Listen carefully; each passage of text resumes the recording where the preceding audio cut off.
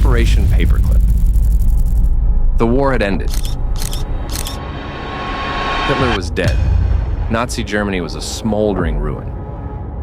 The world wanted justice, trials, accountability, a clean break from the horrors that had just unfolded.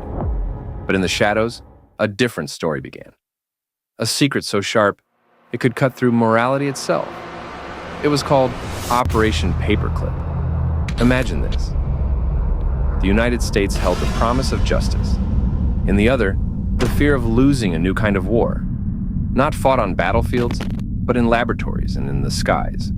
And the prize was terrifying. Nazi Germany had built rockets that could cross continents, jets that seemed to defy physics, weapons that could shift the balance of power forever. And behind these machines stood the men who had designed them. Men who had stood beside Hitler. Men whose brilliance was stained with complicity.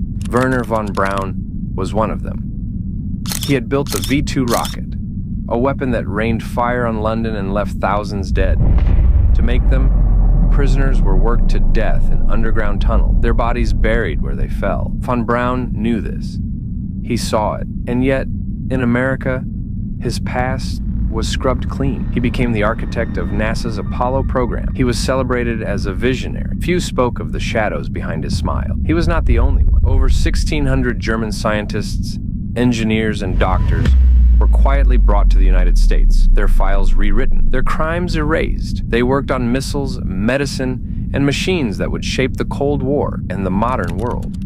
Operation Paperclip was not just a recruitment drive. It was a rewriting of history in real time, a deal with the devil, signed in the name of progress. And here's the haunting truth.